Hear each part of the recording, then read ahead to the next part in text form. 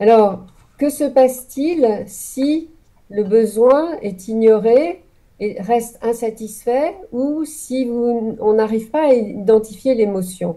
Eh bien, il y a des réactions automatiques qui vont se mettre en place.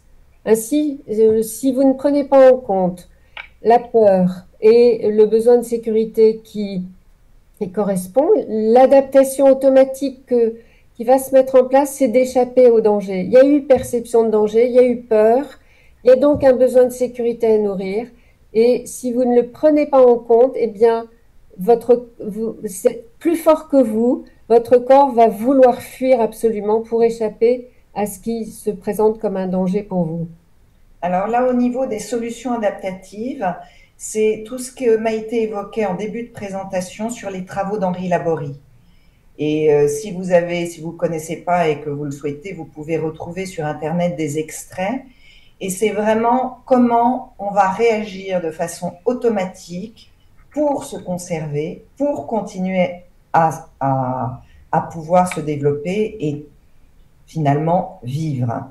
Après le besoin de sécurité et la peur, oh, pardon, on a vu qu'il y avait le besoin d'identité qui se manifeste par de la colère quand il est mal nourri.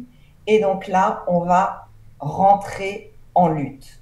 Bien sûr, que ce soit la fuite ou la lutte, à ça correspond tout un ensemble de comportements qui, je vous en cite un ou deux, ça peut être prendre ses jambes à son cou, cette fameuse expression, si c'est corporel, mais au quotidien et dans la vie sociale, les enfants, parfois, ils mentent.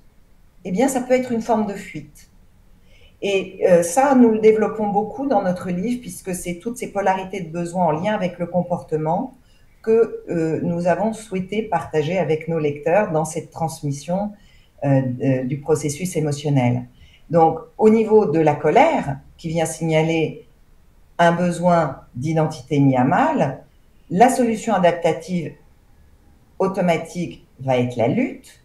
Donc, je vais me tendre. Chez un enfant, ça peut être la bagarre, mais ça peut être aussi quelqu'un qui va argumenter tout le temps, quelqu'un qui va vouloir avoir le dernier mot.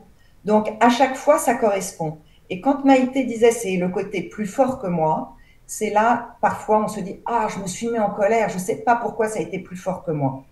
Et c'est ce côté instinctif, adaptatif, pour retrouver son équilibre intérieur, à savoir l'homéostasie, qui est à l'œuvre. Alors, même chose pour le besoin de réalité d'être et de sens qui est en lien avec l'émotion de tristesse. Si vous ne prenez pas en compte euh, cette tristesse, eh bien, automatiquement, votre corps va chercher à se replier. Alors, se replier, pourquoi? Parce que vous allez chercher je dirais, à vous cacher, à disparaître, pour en fait éviter en quelque sorte, se cacher, c'est se reconnecter à soi-même, c'est finalement c'est une façon automatique de chercher à redonner du sens à ce qui se passe. Et quand on cherche à échapper quand on fuit, c'est qu'on cherche à échapper à un danger. Quand on lutte, c'est qu'on cherche à maîtriser quelque chose qui est apparu comme menaçant.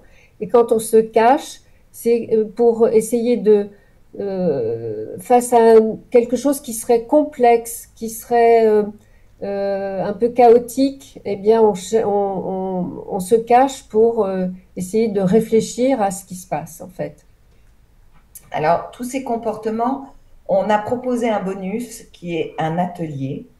Et donc, ces comportements, ces boucles émotionnelles, on les verra dans cet atelier, puisque, bien sûr, nous sommes en relation avec d'autres individus, mais avec notre environnement. Et c'est en fonction de ce que nous percevons. Ce que nous disions au début de la conférence sur combien l'enfant a déjà une mémoire vécue, c'est aussi par rapport à la mise en place des organes d'essence. Donc ça sera développé un peu plus dans les ateliers.